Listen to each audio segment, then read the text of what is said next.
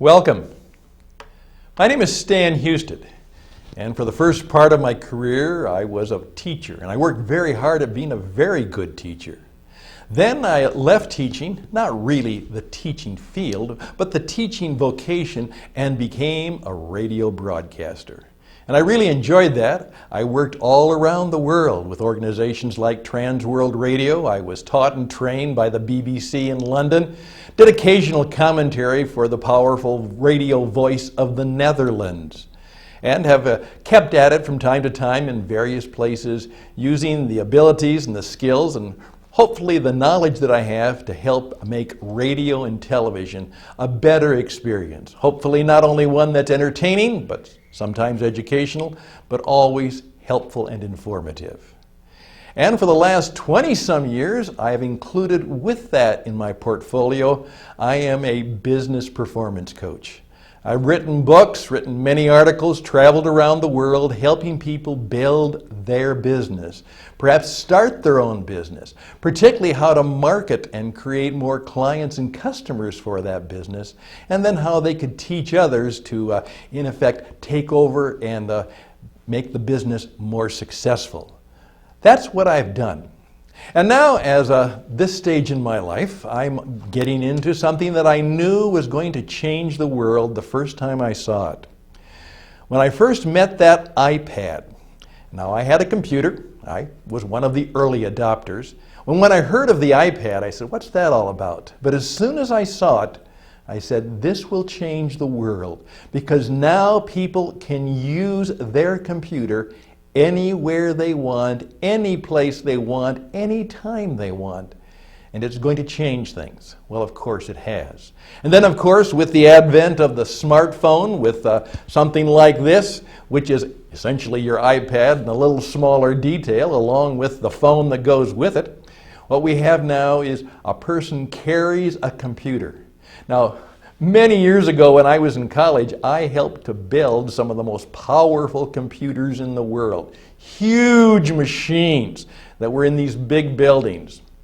You know, that computer, one of the most powerful in the world, didn't even come close to having the computing power that's in my iPhone.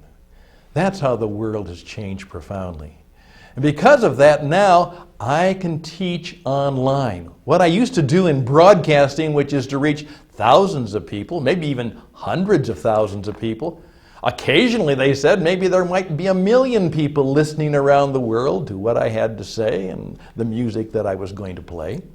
Now, through the online opportunities that we have and the many things that we can do with the powerful internet digital media, I can teach and I can train and I can coach and I can bring, I believe, helpful and business building and perhaps even life-saving sometimes information to people all around the world. This truly is a change that I can really believe in, and it's happening right now, and many of you are obviously a part of it. Now, what I have discovered as I have become an online educator, as a teacher, I knew that there were certain things that went into being a good teacher. And that I learned through many years of teaching. Now, when I became a broadcaster, and by the way you learn broadcasting, you can go to school, as I did, and go to the best school. I was fortunate enough to attend one of them. But you learn broadcasting by doing it. And oftentimes you learn it by making mistakes. It certainly is something you learn from experience.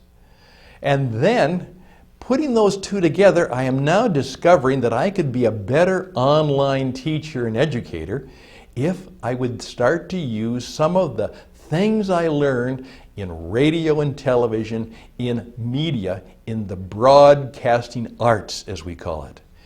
In effect, I should not just be an online instructor, I needed to become a teacher broadcaster. And that's what I'm going to encourage you to think about. Not just being someone who's trying to create online instruction and hopefully make it successful and hopefully profitable, but I want you to think of yourself as a broadcast teacher or a teacher broadcaster and start to combine some of the elements that go into good teaching with many of the things we know that make good broadcasting. Now, I sat down and started to put some of those things together, and I discovered that there were over 21, and I'm still going, things that I learned from broadcasting that might help me be a better teacher, particularly an online teacher. Now, I'm not going to do all 21, certainly not in this short course. This is a free course. It's something I'm giving you free, and I'm going to teach you 3 of the most important, or at least 3 of the very important things that you can learn from the broadcast media, from radio and television, or video if you want to call it, that you can use that will help make your online instruction more powerful, effective, and more profitable. So that's what I'm encouraging you to do. I'm going to ask you to think of yourself as a teacher broadcaster, and in the next 3 sections I'm going to go through 3 different things, some understandings, perhaps some skills, some ways to do it that will help you improve the online class course educational experience for your students. That's what we're going to do. So I hope you'll join us for the rest of the class. Now, before we go on to the next section, however, I would ask you to do this. Just stop for a few minutes now, all right? And think about the biggest challenge you have right now. Maybe you haven't done an online class yet. You're thinking about doing it, but you haven't started. What's the biggest challenge that you think you're going to face or you are facing in actually getting started in being an online instructor or a teacher broadcaster? If you are presently doing an online class, what are some of the biggest challenges that you are discovering in terms of making it more effective, perhaps even enjoying it more, engaging more students, and of course making more money?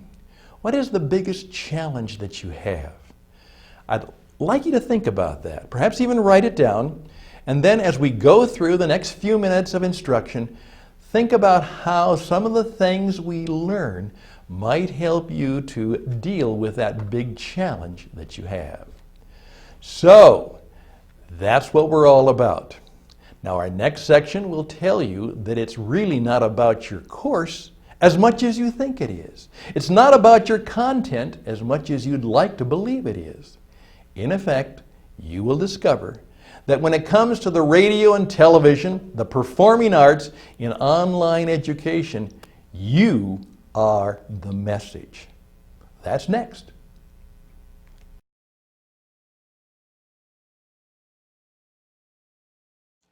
Thank you for continuing, and I'm glad you did that, and perhaps we'll even learn why I'm glad in just a few moments. The first lesson you have to learn about radio and television and working in the media is truly you are the message. Now that's right. Now, when a person came to the class, perhaps they saw a subject that fascinated them, and they said, oh, that would be helpful, that would be useful, I could do that. And so they clicked the promo or the video, and that helped to confirm that perhaps this class could be something that's helpful and useful to me. But let me tell you, something else happened. More, maybe less, and maybe it actually even destroyed their initial interest. They saw the promo video. And what did that promo video do? Did it engage them? Did it energize them? Did it excite them? Did they say, wow, this looks like something I really want to spend my time and money on? Because that's what they're about. They've got time, it's limited, they have money, they're probably not multimillionaires, that's limited, so why should I spend my time and my money watching this online course? Why should I do that? Something has to happen. And what you are going to discover is there was an interest in the information, but really the message is you.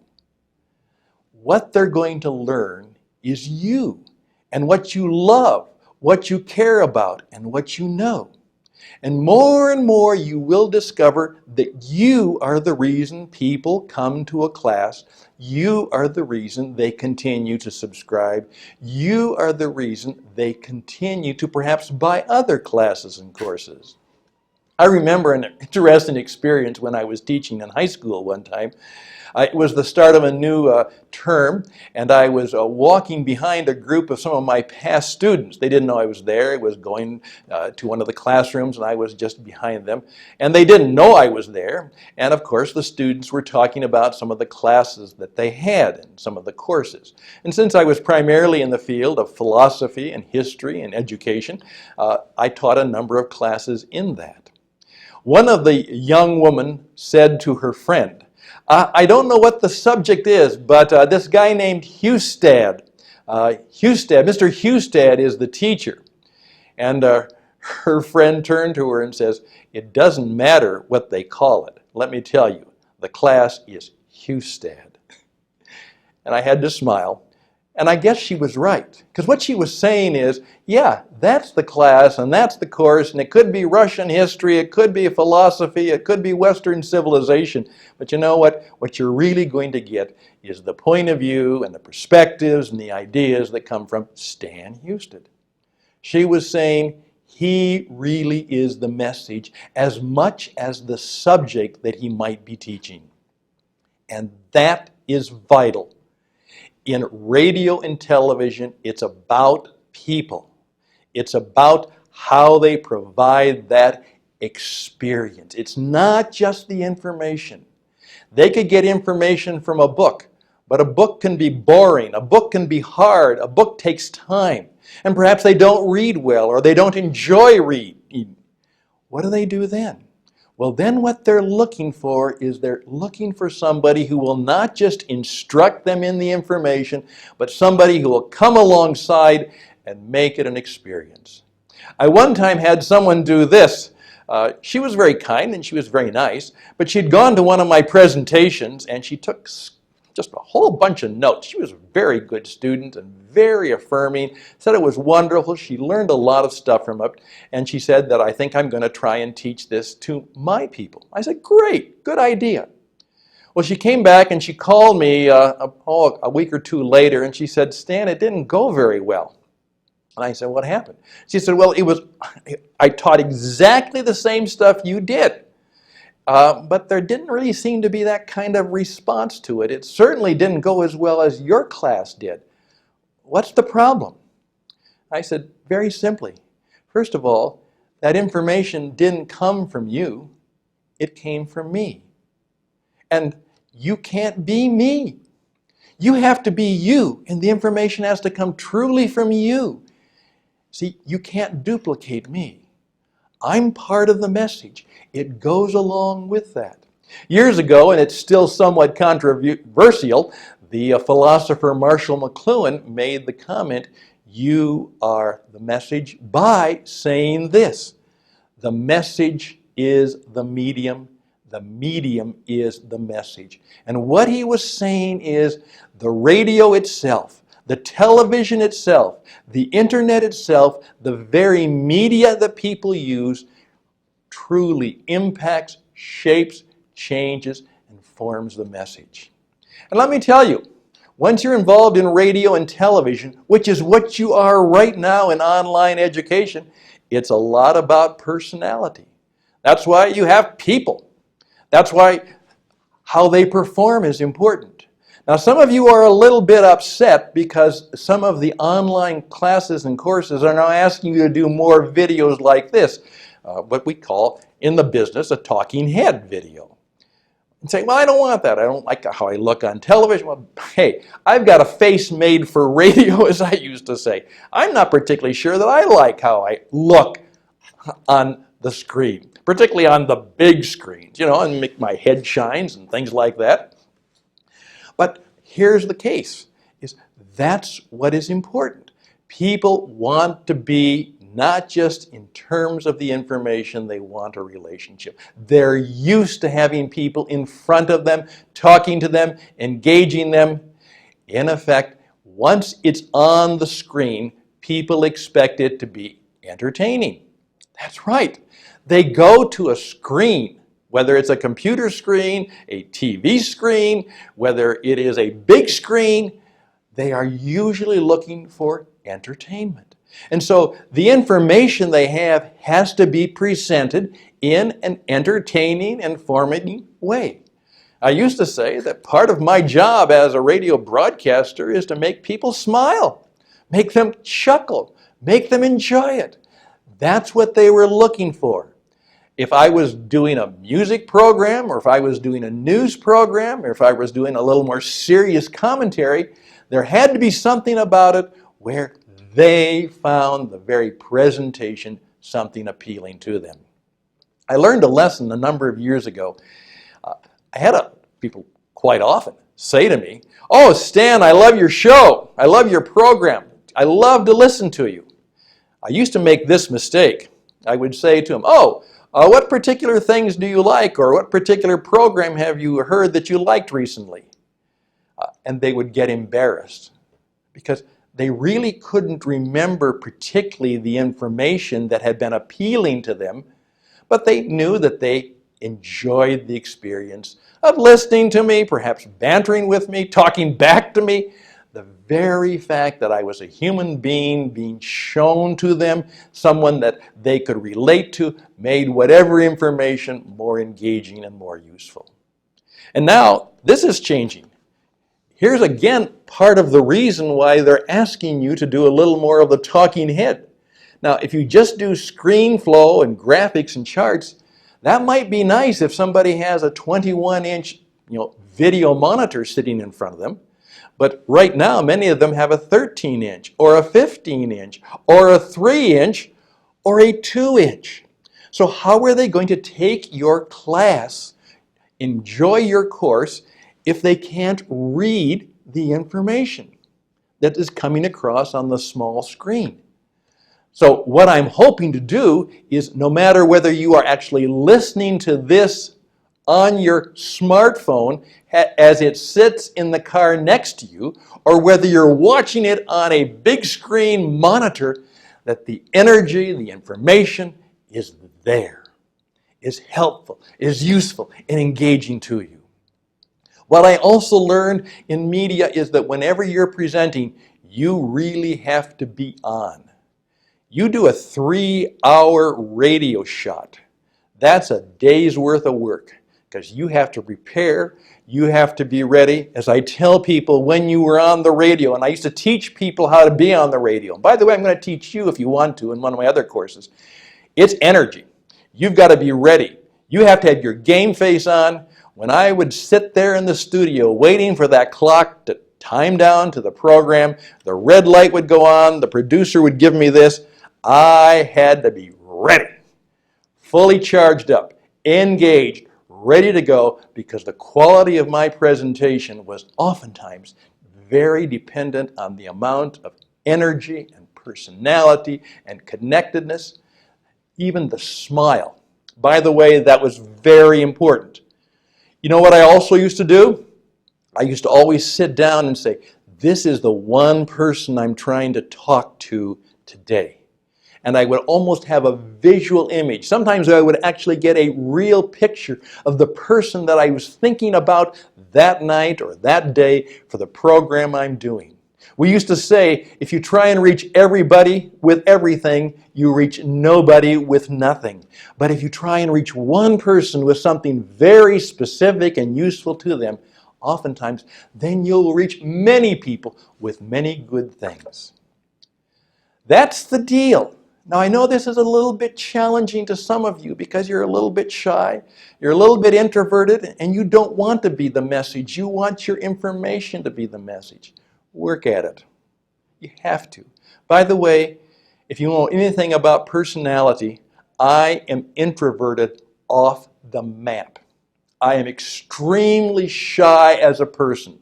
But I had to learn as a teacher and a broadcaster to overcome that and try to be a person who had greater presence and greater power. And I sometimes succeed and sometimes I fail and sometimes people don't like it. But I also have to understand that sometimes they may like the information but they don't like me. And sometimes they may like the information but they really love me. And that's part of the game I have to play when I am an online teacher broadcaster. I have to understand that it has to be the perfect combination of good information, powerful content, that it is really something useful, but it is presented and given to people in such a way that it keeps them listening, keeps them watching, keeps them going on, because they have not only their iPhone, their iPad, and their computer, they also have something else which changed the world. Something incredibly powerful that comes to us because of the radio and TV today. And if you don't know what that one thing is, you will never be quite as powerful and as good an online educator as you hope to be. And that one thing is what we're going to talk about next.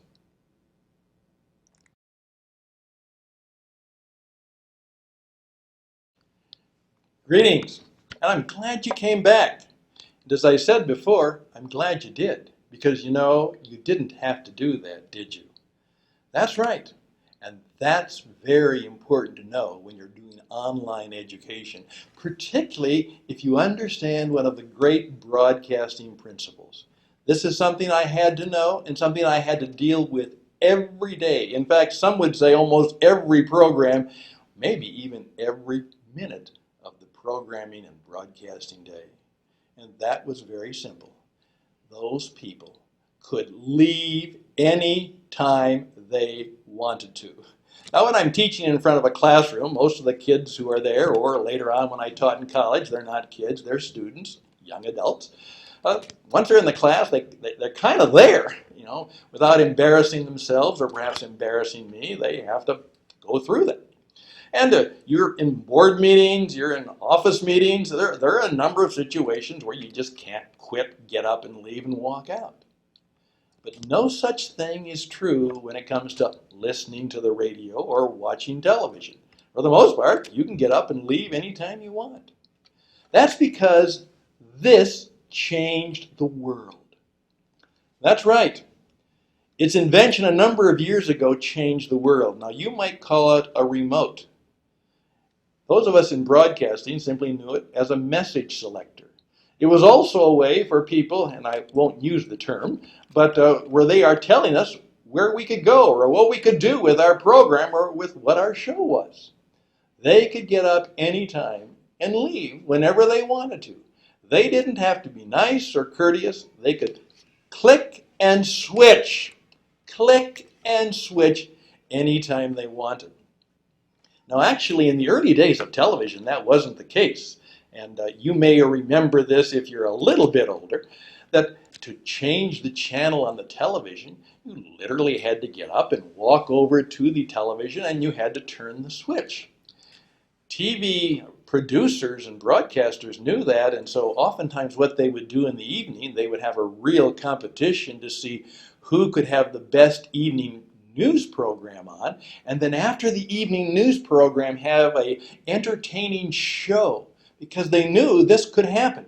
Somebody could watch the news, and then they watch the next show, and perhaps they would literally stay the whole rest of the evening before it was time to go to bed, just simply watching the same network and the same channel, because to change it, they had to get up and change the knob. Not with this. They can change it anytime they want. A commercial comes on, click and switch. Click and switch. They can go someplace else, they can leave. They're not embarrassed. It's not hard to do. It's easy to do. You know what? That's something I dealt with every day. I knew that I had to buy, as we said, I had to buy every minute. The 1 minute I was doing, if I did that well, I'd get another minute. If I did this well, maybe I'd get 5 minutes. I had to continually think, how am I going to keep these people from clicking and switching, going to another channel, tuning to another station? What can I do that keeps them engaged, keeps them interested, keeps them listening, keeps them attending to the program? Because if they leave, then advertising revenue is down, ratings are down, and we're not successful. Because our success is based on how many people click and switch to us and don't click and switch away from us. Now, that point is also very, very vital for those of us who are involved in online education. People can leave any time they want. And if they perhaps bought the class on sale, so it wasn't very expensive, they can just chalk it up and say, so what? I'm not going to finish this class. And by the way, it didn't cost me that much money, so let's just leave it. And off they go. Click and switch. So here's what I'm going to ask you to think about doing. Start to ask yourself as you plan your lectures and presentations to remember timing is everything. How long should the section be? If I have a longer section, how am I going to keep it interesting and engaging and keep people listening or watching the program? One time I was doing a speech for a large insurance agency, and the person came to me. This was when I first began, and I knew somewhat this was true. But she said to me, Mr. Houston, this is a speech, and let me tell you, these are insurance agents. And every time someone takes away their time, they're losing money because they're not out selling insurance. So, Mr. Houston, they won't be polite. They may be sitting right in the front of the audience, but if you're not any good, they'll just get up and leave, and they won't worry about whether it embarrasses you or them, because it won't. You have to keep them engaged, energized all the time. And then they're going to talk about you. And they're going to decide whether you are worth listening to or hearing again. So if we'd invite you back, they'd say, oh, no, not him. You see, I had to be the message. And my timing, my ability to use cause and effect, to use pause and effect, my ability to use the ways that I time things and the subjects I had and the stories I told, all of that had to fit a timing which I thought about what will keep people interested, what will be emotional, what will make them smile, what will be something that will keep them from clicking and switching and going away. Now, I'm going to simply ask you now as an online educator, now a teacher broadcaster, to begin to think that way. How can I keep buying their interest? What can I keep doing to keep them engaged? Is this a section that's going to keep them with me? Or is this so boring that they're going to stop and not keep going? What am I going to do to keep them from changing the channel and from clicking and switching away from me in my class? Because if they do, there's a good chance they're not going to come back. And there's a good chance they're not going to come back to my next class. I don't want to lose that person. I don't want to lose the opportunity to help them. I don't want to lose the opportunity to be in a relationship with them. And I don't want to lose the revenue that might come from a class where lots of people come and lots of people stay. So that's the principle. Keep in mind the very vital radio and television principle that I'm continually seeking ways to keep them away from going away, to keep them in touch. Keep them away from the click and switch. So now, my challenge to you is, look at some of your programs. Are they really just lectures, or are they programs? Are they engaging and interesting programs? Is the timing just right? Is the energy just right? Are they too long? Are they too and they can be too short. What are they in which the timing that I use is vital to the experience that the people have? Remember, they don't have to stay around. Now I've got to help you go on to the next one. Now what we're going to discover is that not only is timing everything, but you need to learn how to do a Super Bowl commercial. That's right. If you want to have a great online class, if you want to be a good online teacher, you have to learn how to do a Super Bowl commercial. Well, have I got you interested? Will you come back? Well, that's what I'm going to talk about next.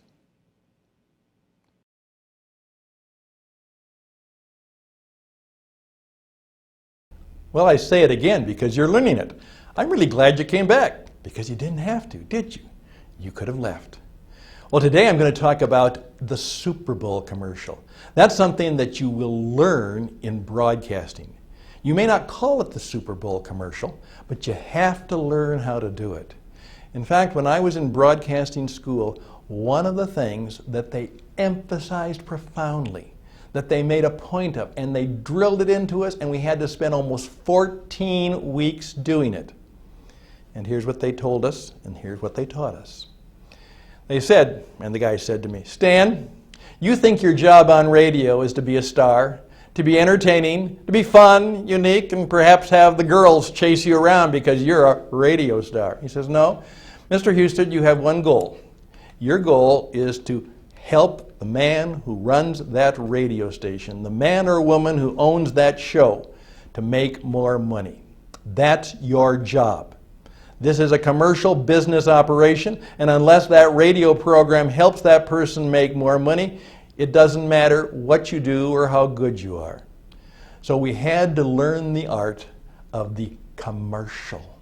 We had to learn the art of how to present a great commercial, perhaps even write the commercial, write the copy that would sell, so that a person who is listening to my show also hears a message from Joe's Grill down the road, and they say, well, that sounds like a great place. I think I'll stop in. And when Joe greets them, they say, well, how did you hear about Joe's Grill?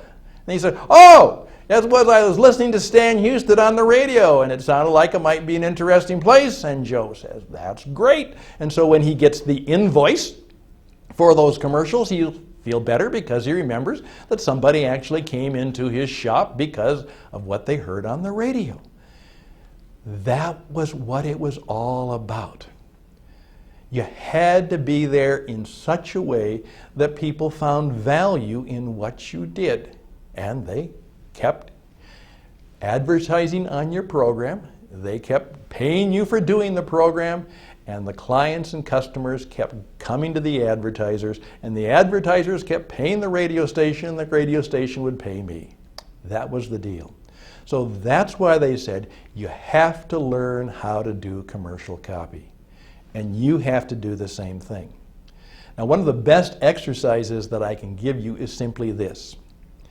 What if you have your class here on your favorite place, and you have someone do this, or let's say it's your other business, or whatever else you're doing is, someone comes to you, and I can make this into a much more elaborate story, let me tell you, but I'm not going to do it. We've got limited time here.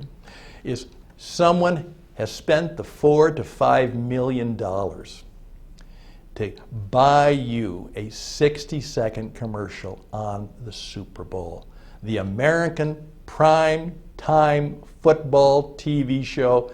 Hundreds of millions of people are watching and listening to the program. Oftentimes I challenge a business owner who says, well, if I could just get in front of enough people, if enough people would know how good I am and how good our stuff is, I could make it. And I said, well, what if someone gave you the opportunity to tell people how good you were and what you could do? What would you say to them? What would you do to keep them interested? In effect, how would you take the opportunity to do a 60-second commercial to gain an audience, to keep them engaged, to keep them interested, so they would click the switch and go and take your course or buy whatever else you're selling or engage the services that you offer? Now that's my challenge. I'm going to ask you to do a Super Bowl commercial for your class or course. What would it be? You got 60 seconds now. What are you going to say? What are you going to do that'll hopefully say, wow, I think I will check even more. I think I better read the description now. Oh, and then they actually do this. They click the buy button, and the money comes out of their account, goes on their credit card bill, and they've done something they really don't like to do. They've spent money. How can I get them to spend money for something that perhaps they're not sure, but you were able to engage them in such a way that they think it's worth the opportunity, worth the risk of engaging you to be their teacher, instructor. How would you do that? That's the challenge. By the way, you have to think about that always. Now let me tell you a little formula which I have somewhat plagiarized. I mean, it's in common use, but I have changed it to particularly reflect my point of view. And this is the formula, and I'm just going to simply do it this way. I could put big letters out there. It's what is called the AIDA formula, and I could do it maybe like YMCA, A-I-D-D-A. AIDA formula. Now that is a formula which tells you what you have to do in order to get people involved in online education. Please keep in mind that the first thing I had to do when I'm doing something either online or on the radio is one of my friends in the BBC, one of my teachers said to me, "Stan, they're doing something else, stop them." That's right, stop them. Get them to pay attention. What are you doing to keep their attention? This is the attention economy. There are millions of messages out there vying for people's attention. What are you doing to get their attention? And you have 3 to 5 seconds to get their attention, or they're liable to click and switch. That's right. 3 to 5, maybe 7 seconds to get their attention. After you've got their attention, you have to keep them interested. They say, "What? What's that about?" Attention, interest. What can you do now to keep them interested? Then you have to get them to desire something. Something has to happen that they would say, "I want to learn about that. That sounds good. I would like that." As I used to teach people is, when they're hearing about whatever is there, they would say, "That would be nice. That would be nice. I'd like to have that. That would be great. That will help me solve some of my problems. That'll help me be happier. That'll help me make more money. That'll make my life better." They say, "I would like that." So you've got to go, and by the way, you've got 60 seconds. Attention, interest, desire, decision. Finally, they have to say is, "I think I'll buy that. I think I'll pay for that." Something happened to take their desire that they felt to the point where they have actually decided to do something. And you have to help them make that decision and encourage them to make that decision. They say, "Buy now." Limited time. Buy now. Decide. So attention, interest, desire, decision. Now here's a stupid joke, and it's a trick question. 3 ducks decided to jump in the water. No, I'll go back. I messed that one up. By the way, when you're on the radio or the TV, you don't always go back and redo it over. You just admit your mistake. "Hey, messed that one up. I'm sorry." You become human. You become real. You become a human being. You become a person. You're not perfect. You're not necessarily the most beautiful, handsome. I messed the joke up. Here it is. 3 ducks were on a log, and 2 ducks decided to jump in. How many are left? Now, that's the trick question. You say, "Well, Stan, what do you mean? 3, 2? No, 3 ducks are left because they only decided to jump in. Yes, please forgive me, kind of corny. There has to be action. That's the final A. They actually have to do it. Well, then you have to help them take action. Now, I learned that as a commercial-making broadcaster. But you know what? That is how you make any sale, and that's how you literally keep people involved in any speech, Because remember, you want people not just to know something, you want them to do something. You want them to make some decisions and you want them to take action. All good education is not just information, it helps people make changes. They make decisions, they take actions. Particularly in online education, people want their life to be better. They want to make more money. They want to know something that'll help them. You're trying to help them. And so it's always a persuasion process. It's always a teaching process. It's always a way of keeping them attentive, interested, desiring what you have and desiring to learn more, making the decision to do what you suggest they do, making the decision to go to the next lecture, and then continuing to take action. And at the end they say, hey, that was good. That was good. That was worth it. That was worth the money. It was worth the time. It was worth the energy. My life, my work, my business, my class can now be better. That's how you do it. So, lesson number 3. Do a Super Bowl commercial for your class.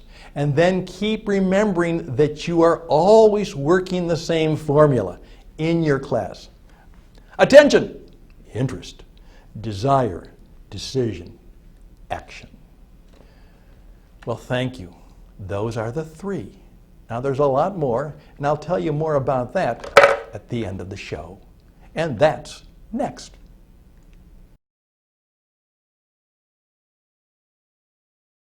Well, we are on our final part of this little class. I hope you've enjoyed it. As you discovered at the very end of last session, I dropped my pen. I'm sorry. But you know what? That's what happened. It's live. I'm on the air. And I wasn't going to go back and redo it or take that out. I just said, that's what happened. I dropped my pen, and I'll explain where the noise came from in the next segment. I used to do that all the time. I would explain when things would go wrong. What they knew is they were working with a real human being. They were not just listening to Morning Sounds, the show. It was the Morning Sounds with Stan Houston. And we're always seeing, see, this is the vital thing to remember. Communication is not about information. It's about relationships. People watched, listened to the programs that I put on because we were building relationships. I would have people who knew me would come up and start talking to me as if they thought I should know them. They kind of assumed that I knew them because they had heard me on the radio and they'd saw my picture on the publicity. And we had become, in their mind's eye, friends. And so they would just start talking to me. That's great. That meant that we had a relationship. Now, your job is not just to have a class of information. Your job is to build a relationship. And that was vital. I knew that I had to have a real relationship with my listeners, with my viewers, if I was going to be successful. There had to be a sense of loyalty. I had to even have a little bit of a brand. By the way, one of my classes is the 7 things you need to know to brand yourself. 7 powerful branding strategies. And you'll find that all of you now need, and your course needs, a brand. There's some ways that you can start branding yourself and branding your class, and perhaps that would be helpful to you. A little bit of a sales job there, but that's okay. You understand. That's how the media works. You're always seeking to engage folks. Now, here's what I want you to remember. Okay, what were the 3 things we went through before? First of all, remember, you are the message. Timing is vital, very, very important. And number 3, the AIDA formula and the fact that you really have to learn the art of doing a Super Bowl commercial. Now, just a few other things. Really understand the importance of voicing. Many times from now on, people are not going to be watching you. They're just simply going to be listening to you. As I said, they may have you on their iPhone and it's sitting in the car seat next to them and they're just listening to your class or course. They aren't watching it at all. They just want to hear the information while they're doing something else, just like they do with radio, oftentimes like they do with television. They are multitasking. So please keep in mind that you have to work on your voice quality. I oftentimes said I had Monday mouth. That meant that when I was literally laid off, I was off for the weekend, but I didn't get many weekends off. The time between the Friday show and the Monday show were 2 days I might not be on the radio. You know what would happen? My voicing quality, I had to get warmed up again. Please understand that your diction, opening your mouth, showing a smile when you speak. I would smile. As I said, I have a face made for radio. But the point is, I had to continually working on my diction, my voicing quality, learning how to do pause and effect, how to have that what we call pregnant pause, how to use my voice at its best. And you're going to have to do that too. If you want a good class, start thinking about your voice quality. Now, one of the unfair things, particularly in the media, is you'll notice this, that women with a high voice usually don't get the radio and television jobs. That's not fair, but life isn't fair. Oftentimes, the quality of the bass or the resonance of your voice, not being nervous, because when you're nervous you get, and your voice begins to squeak and do those things.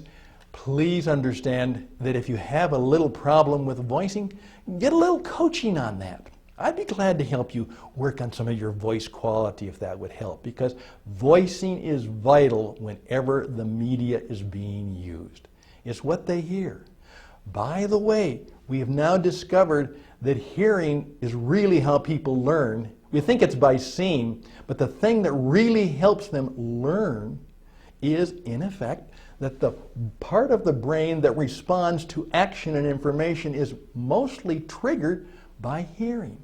Now, that's why television is so powerful, because you take the hearing and the seeing and you put them together. But there's something else that's important to help you frame the kind of work you do. I one time talked, when I was working primarily in the financial services sector, with a gentleman who was one of the top salespeople. And the thing that got him to talk to me is I was talking about the fact that storytelling is the most effective means of communication. And I say that right now, and we'll have more classes on that. Storytelling is the most effective means of communication. Your class should be full of stories. Here's what he said. This was the story he told at kind of the Q&A after my talk. He stood up and said, "I want you to believe what Stan said," because many of you don't know, one of the first things that happened to me was vital to my success. He says, I was a young man starting to make it happen, working hard, and somebody in my church gave me a recommendation to a gentleman, a very successful businessman, and suggested I call on him, and then did the nice thing. He called the businessman and said, "I think you should talk to this fellow." And he said, "Boy, what an opportunity." So I got all my brochures together and all my stuff, and I had all my picture cards and all my demonstrations and illustrations. And he said, and I went to the man's office, and it was a very impressive office. And as I walked in with his secretary, I noticed the man was blind. He was blind. What am I going to do? I have all this stuff to show him. Here is the key. He said, right off the bat, I learned right away that I was going to have to change everything in what I would say and how I would do it. He said, I must have done well. But then I figured out that I went into a slower, calmer, less hyper. I began to ask him more about him because I didn't know what to do, so I listened to him. And then I began to follow up on his stories and questions with more questions and more stories.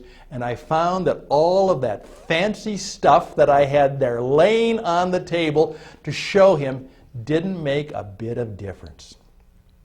And I oftentimes say the best way to know your class would be to do exactly what I was as a radio person.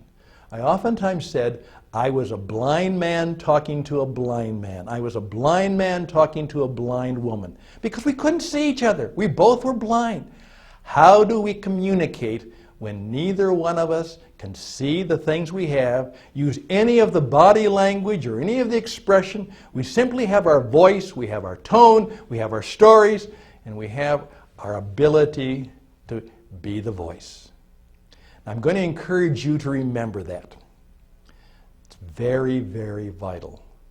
How would my class be different if it was for blind people? Think about that. Now, I'm done. It's been less than an hour, maybe just 40 minutes. I don't know. I haven't kept track of the time. I know I'm not to the top of the hour quite yet, but maybe close. Here's the deal. This has been free. 3 of them. I'm going to continue to do this, but here's a secret. I gave this to you free so that later on, perhaps I can charge a fee. That's vital. Before you want to give somebody something that they'll pay for, it might be good to give them something they didn't have to pay for. Before you can sell them, maybe you have to serve them. Maybe rather than describing how good your class is, why don't you demonstrate how good you are? Don't describe, demonstrate. And hopefully this has been a bit of a demonstration. Now my next class is coming up, and you'll find out more about it. But this is a class in which you're going to have to pay a little bit for. But it's not going to be just the 3. There'll be 7 more, and more to come, as we all learn together. And thank you. I've enjoyed the conversation. Please give me some feedback. You're the listener. You're the viewer. What can I do to make this show better? What can I do to make this program more attractive to you? What can I do that would be helpful to you? Let me know how I can do a better show and be more helpful and useful to you. Again, I'm Stan Houston. Stan Houston Online. Sometimes you'll get me on the Changemaker Connection. There's a variety of ways that you might reach me, but particularly reach out right now and tell me how I can help you, and I would be very, very grateful if you'd continue on how you can create better online courses and classes by being a teacher broadcaster and by joining me for the full show. Hey, all the best and blessings to you. Thank you for your time, and bye for now.